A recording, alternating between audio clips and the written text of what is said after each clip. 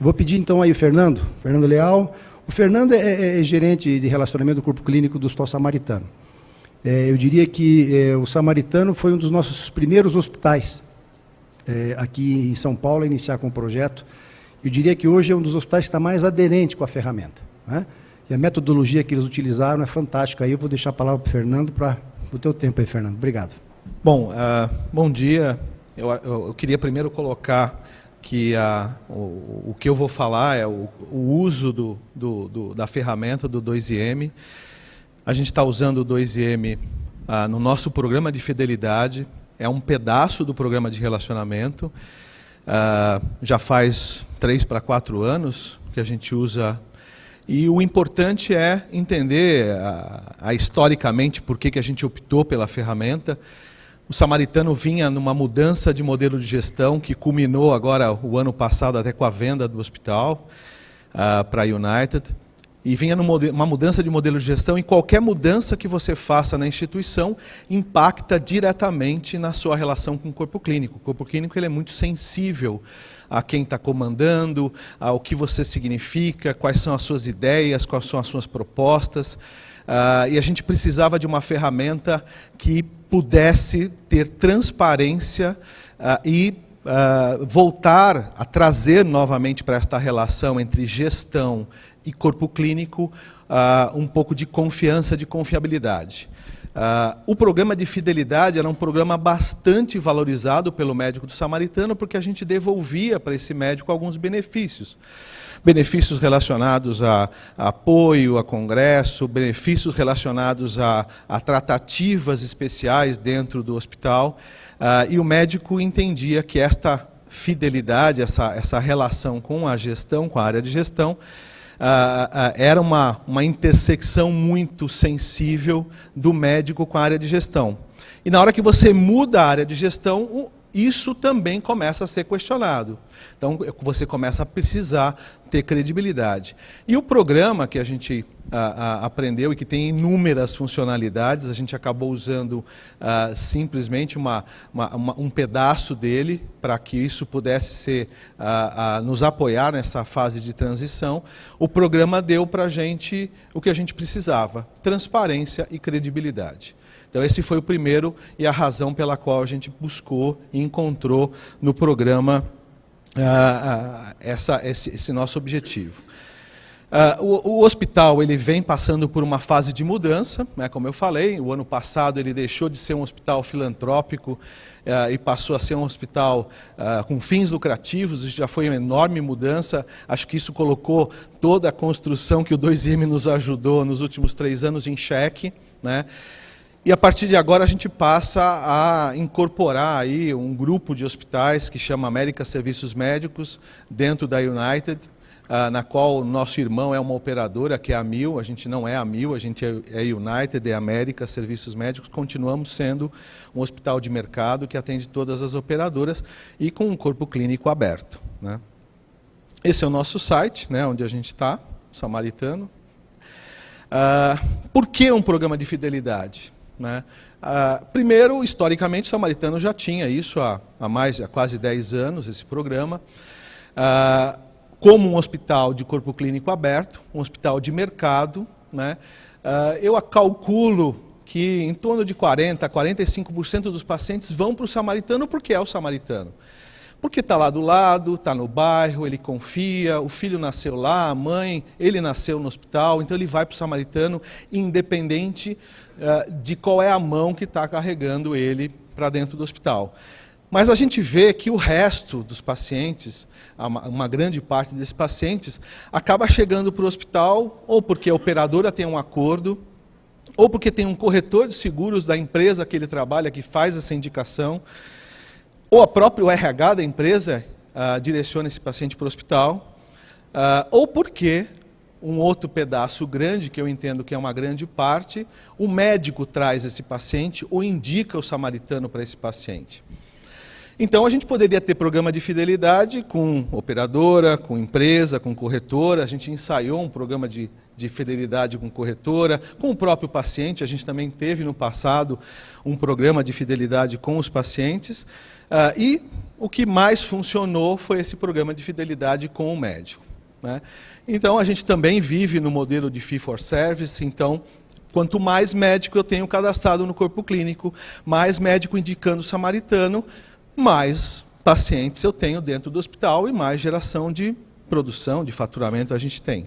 Então, por isso que eu preciso de um programa de fidelidade, para que o médico entenda que existe alguma vantagem dele encaminhar o paciente para o samaritano e não encaminhar para outros concorrentes. E aqui em São Paulo a gente tem muitos hospitais. Não levando, além da questão da consideração que, obviamente, o médico busca um hospital de qualidade, um hospital que faça aquilo que promete, que não atrapalhe o dia a dia dele no momento de cirurgia. Então, que ele marcou a cirurgia às 8 e comece às 8, que não comece ao meio-dia. Então, eu não vou nem entrar nessa situação, porque eu sei que tem vários hospitais que fazem exatamente isso, que são hospitais confiáveis, que têm foco na segurança do paciente. E aí o programa de fidelidade passa a ser o diferencial para que ele traga o paciente para o samaritano e não para um outro hospital de excelência, acreditado pela Joint Commission, como existe no mercado. Então, a razão de ter esse programa de fidelidade baseia nessa questão de concorrência de mercado mesmo, na atratividade de um player importante no processo, que é o médico dentro da atratividade de pacientes para o Hospital Samaritano.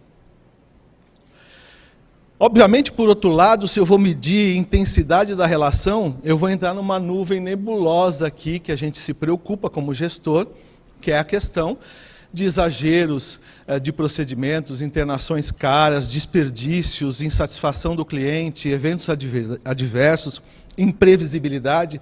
Se eu só der benefício baseado na entrada do paciente ou naquilo que o médico produz, eu vou, obviamente, estar apoiando, de uma certa forma, toda essa nuvem aqui de preocupações de nós todos, tanto gestores hospitalares como gestores de operadoras e acho que todo o sistema de saúde. Obviamente, esse programa de fidelidade que está construído, que eu estou apresentando para vocês, ele não exclui e não substitui governança clínica. O próprio 2M pode ser modelado para ajudar nessa análise. Não é o caso da maneira como a gente usa o 2M. Obviamente, a governança clínica vai devolver, né, uma estrelinha aqui, que é uso racional de procedimentos, que é segurança do paciente, satisfação e experiência do paciente, sustentabilidade e compliance. Então, você precisa fazer governança clínica, isso a gente não tem nenhuma dúvida, mas o programa de fidelidade que eu estou mostrando, ele tem uma base muito mais em atratividade do profissional do que em fazer uma avaliação mesmo nesse sentido. Então, quando a gente tomou essa decisão em 2013 de era um momento de mudança da nossa direção, no nosso CEO, em que eu precisava devolver credibilidade. Então, a busca do 2M nos ajudou muito. A presença do 2M, primeiro, porque o programa de fidelidade ele era decidido pela diretoria clínica junto com o diretor técnico do hospital, as portas fechadas, uma vez por ano, e simplesmente era comunicado para o médico. Quando você está no modelo de relação de confiança, essas decisões tomadas nesse momento, elas são muito bem aceitas. Na hora que você está no modelo onde existe alguma dúvida, ou existe uma perda de confiança nessa diretoria, você começa a achar que tudo que foi decidido está enviesado, ou está atrapalhado. Então, a gente passou a ter uma ferramenta que eu conseguisse ser transparente, eu conseguisse mostrar que ele estava em tal nível do programa e passou para outro nível, única e exclusivamente porque ele deixou de vir para o hospital, ele deixou de trazer pacientes para o hospital, ou ele teve alguns desvios em questões relacionadas à sua assistência que impactaram negativamente. Então, a gente passou a ter dentro desse programa, uma divulgação mais frequente, para que ele pudesse se acompanhar, e mais transparente. Então, justamente a base disso tudo foi uma questão meritocrática mesmo, e de transparência, para você ter maior frequência na divulgação das informações, e que o médico pudesse, então, acompanhar e entender, dentro daquilo que foi pontuado, dentro daquilo que foi acordado, que também foi um grande trabalho de discutir, de apresentar para o corpo clínico quais seriam as medidas, que ele conseguisse, então, poder se enxergar, e de uma forma mensal. Então, mensalmente, ele está vendo para onde ele está indo, se vai chegar no final do ano, e ele vai conseguir ou não atingir um valor, um percentual de valor que leve a ele a uma categoria superior ou inferior daquele que ele estava hoje. A base era essa, a questão de ser meritocrático, de ter uma referência, eu poder comparar médicos semelhantes, que era uma outra diferença, né? A gente tinha os nossos top médicos no passado, eram os ortopedistas e os neurocirurgiões, e o oftalmo e o otorrino nunca apareciam, nunca recebiam nenhum tipo de benefício. Então, poder comparar médicos que executassem papéis semelhantes, de especialidades semelhantes, e que pudessem também ter essa sua premiação, esse programa, entrar dentro do programa de fidelidade. Então, basicamente, as premissas eram a factibilidade, né? O programa tinha que importar informações que eram fáceis de serem conseguidas. A nossa imaginação foi muito atiçada de criar coisas que a gente gostaria de ter dentro do programa, mas a gente viu que isso traria uma enorme dificuldade na execução. Aceitabilidade, né? Então, a discussão com a diretoria e com os médicos, com a comissão médica, foi bastante exaustiva.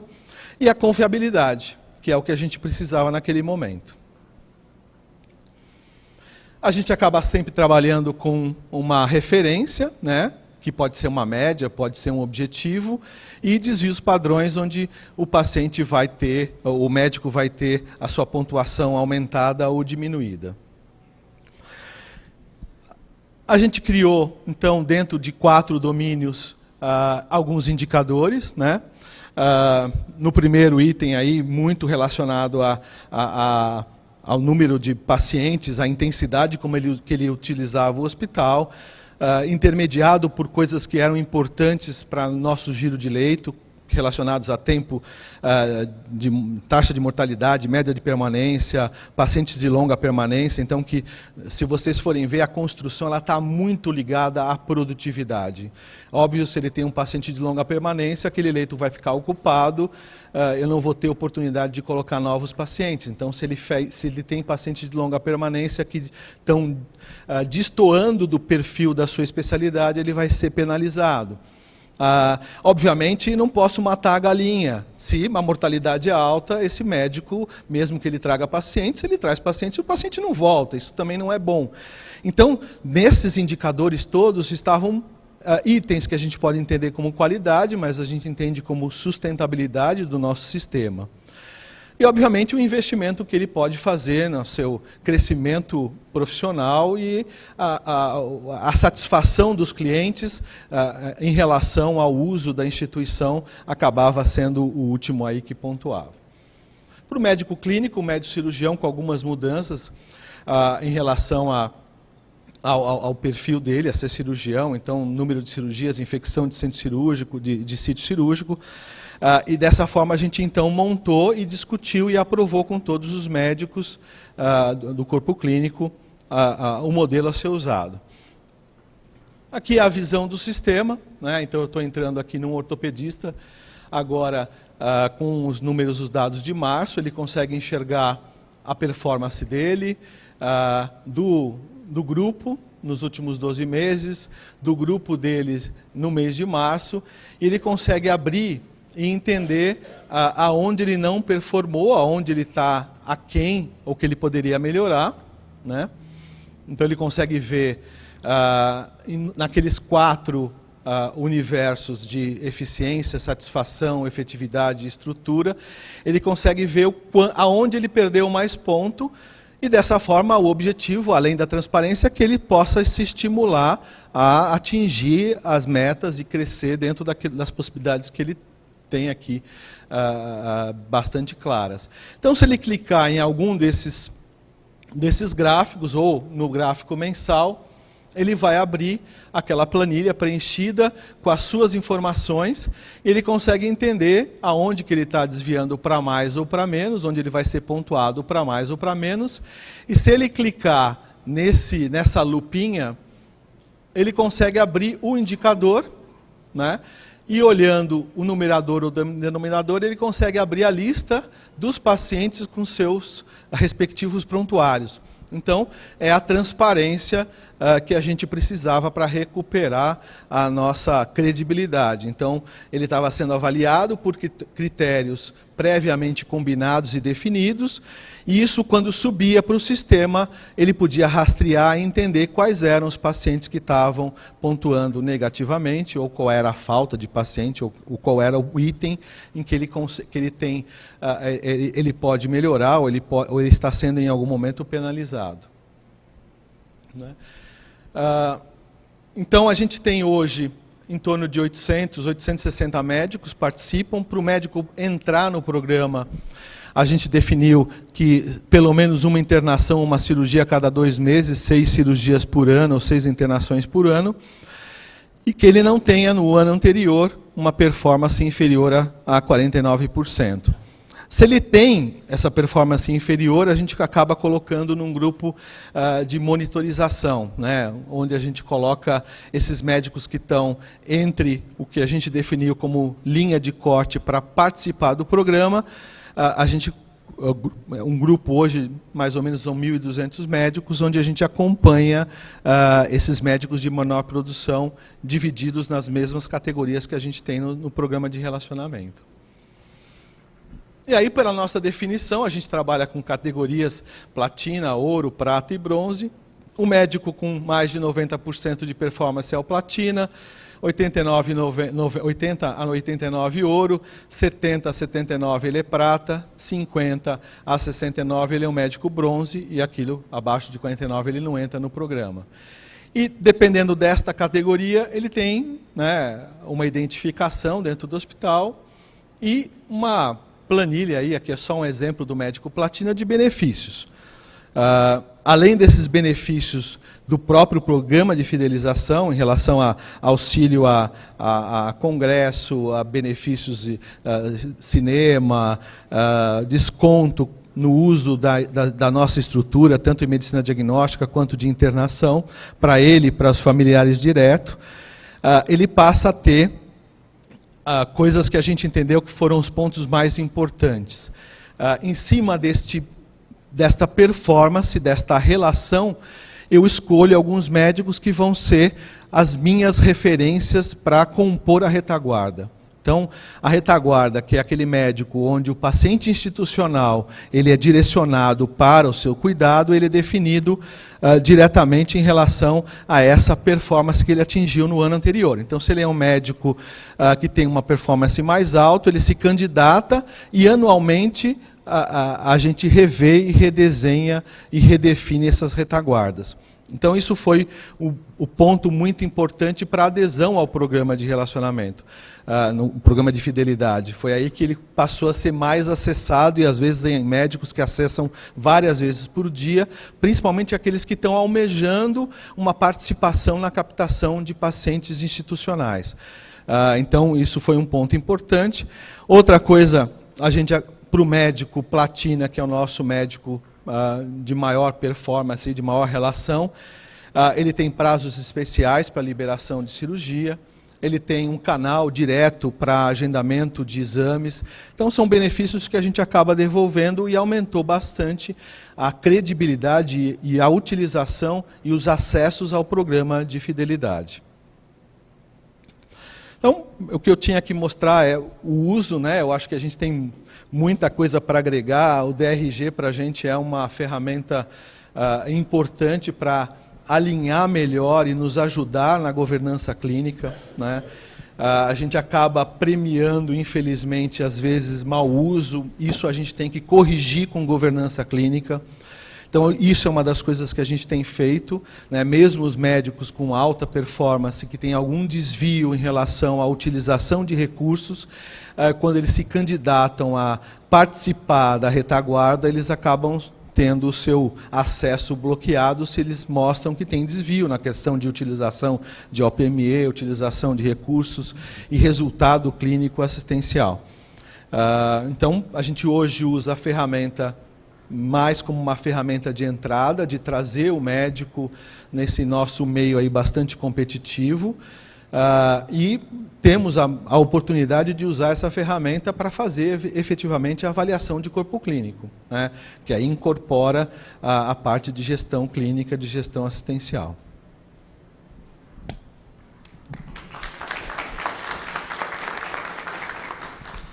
Obrigado, Fernando. Excelente. Temos uns 10 minutinhos ainda para algumas questões. Tem alguns colegas que estão interessados, alguma dúvida? Querem aproveitar?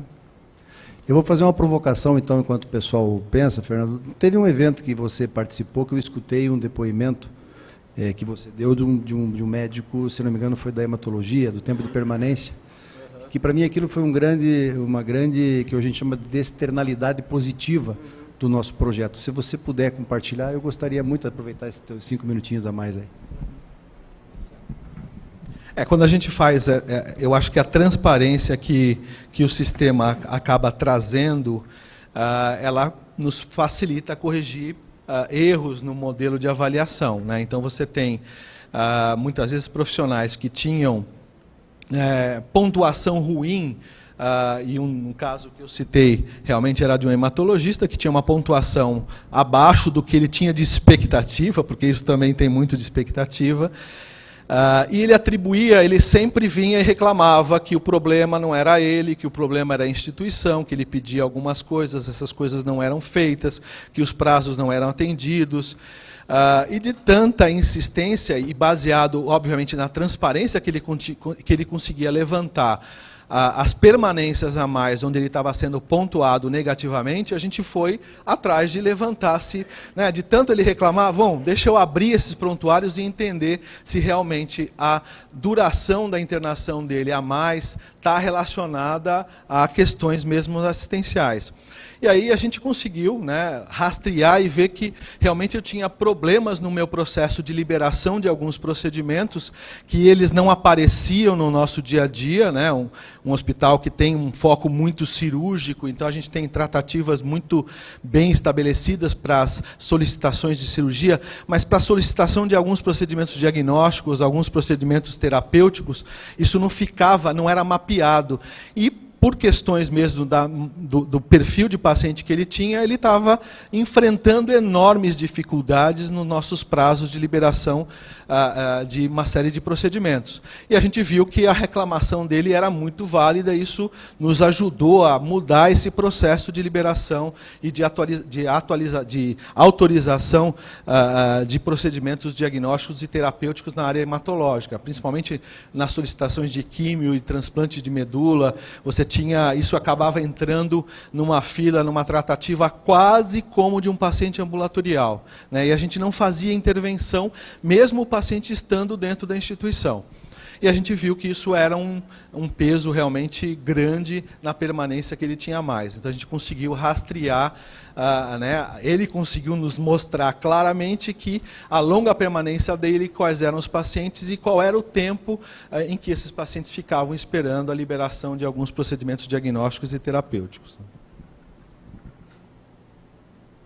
Acho que nós temos uma pergunta. Bom dia. Bom dia. Fernando, Márcio Balzan, da Fundação Getúlio Vargas, tá? Uhum. Eu fico com algumas dúvidas, ok?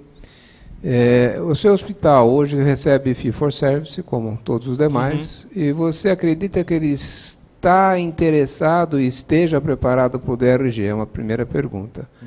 Que a diferença é estar preparado e ter interesse de, né? E a segunda é assim, quando você analisa a performance do seu médico, ou da fidelidade, eu não consigo separar da história assim, vai uma ressonância, vai uma tomografia, ou então aquela história na UTI, só de potássio, ureia, creatinina, todo santo dia, mesmo em pacientes estabilizados, essa repetição de exames que a gente considera, talvez assim, um sobreuso, né? Um superuso, aliás, dessa história. Então, eu não consigo entender, na hora que você analisa essa fidelidade, essa performance, se você está excluindo essa solicitação ou um recurso demasiado da parte assistencial. Né? Deu para entender? Sim, deu sim. Sem dúvida, o programa, como está montado hoje, de fidelidade, ele é aquela nuvem que eu falei.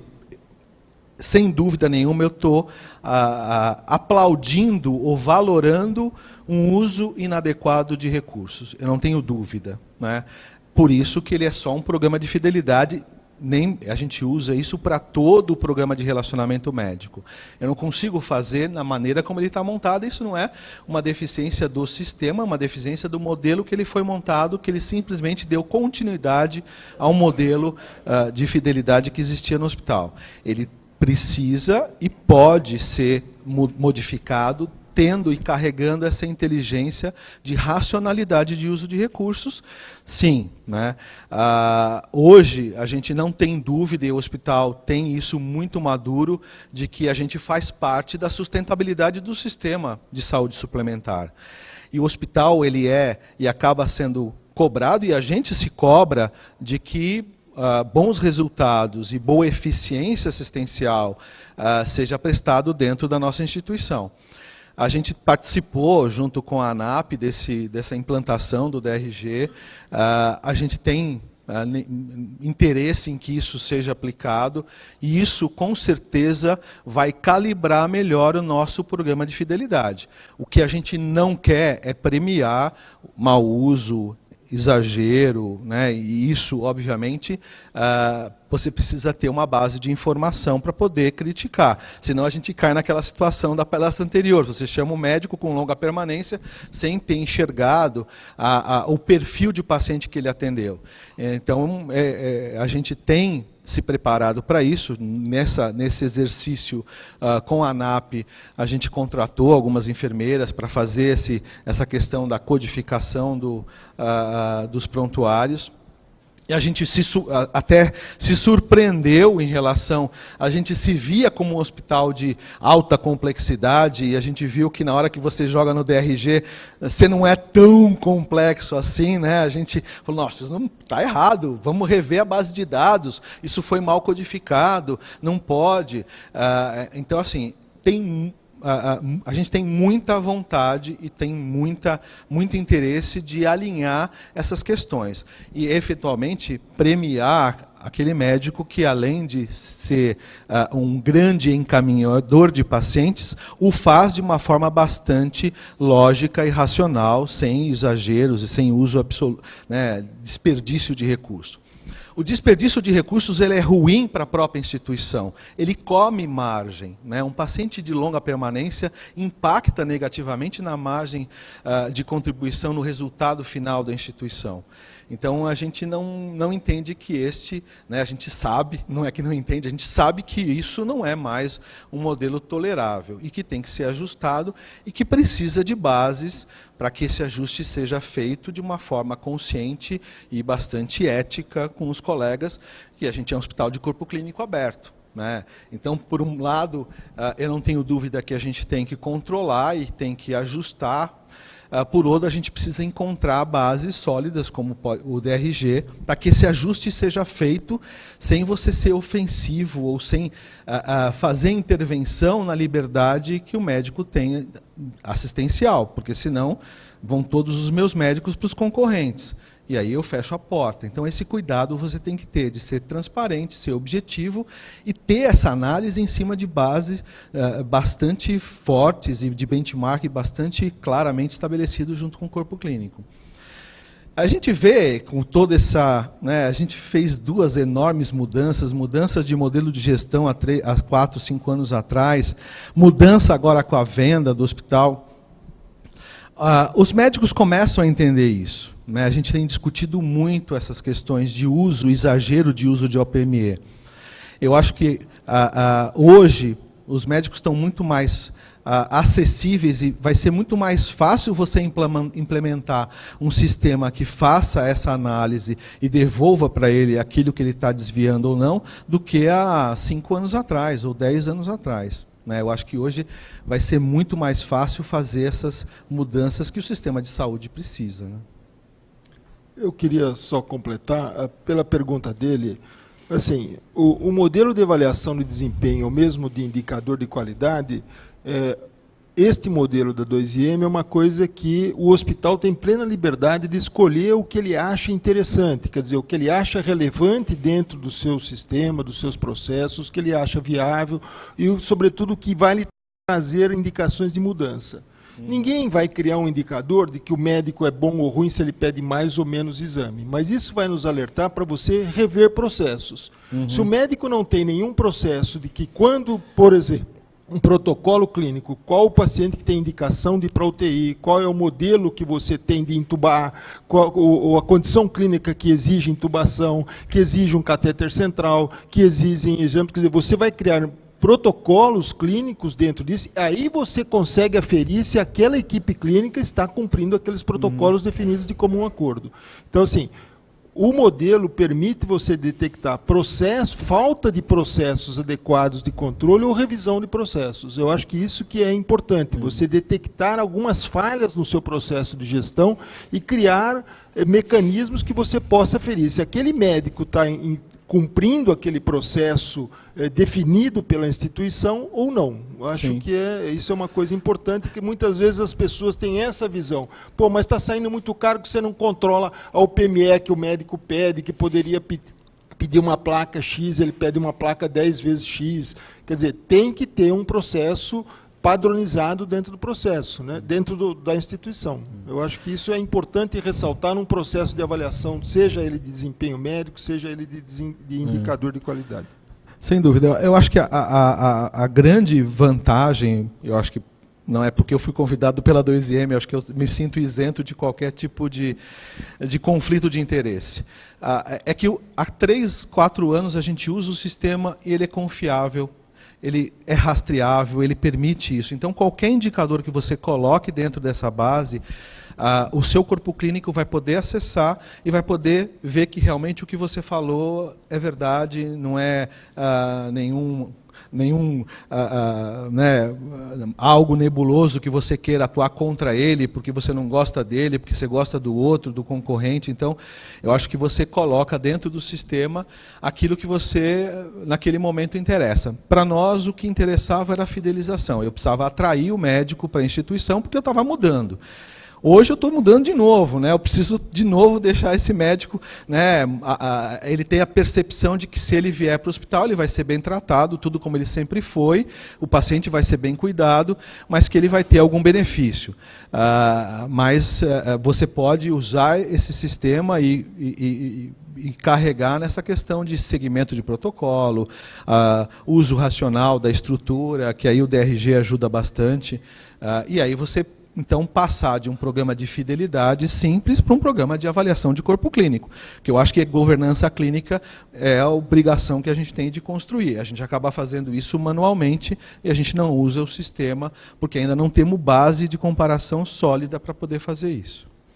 Fernando, 2 perguntas. Em que momento vocês fazem a reclassificação? Que as enfermeiras entram depois da alta ou antes da alta? Eu vou perguntar por quê.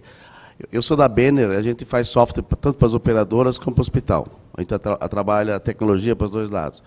E as operadoras estão começando a usar o DRG para prorrogação. Então, no momento que você faz a classificação, pode ter o conflito, depende de como você classifica.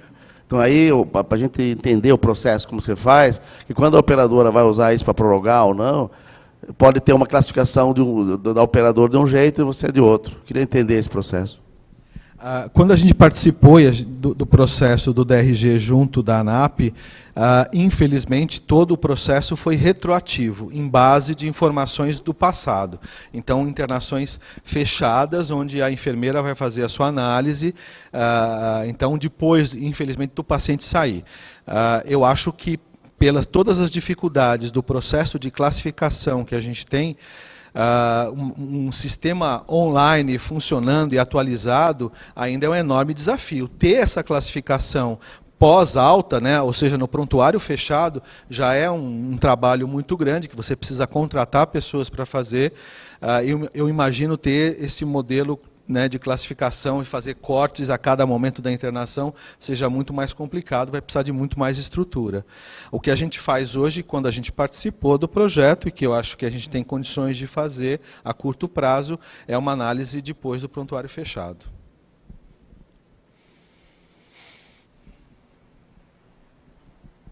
Fernando, obrigado. Tem mais alguma questão? Hoje podemos passar para a próxima? Tem mais alguma coisa? Não, né? Tá bom. Fernando, obrigado, cara. Obrigado mesmo.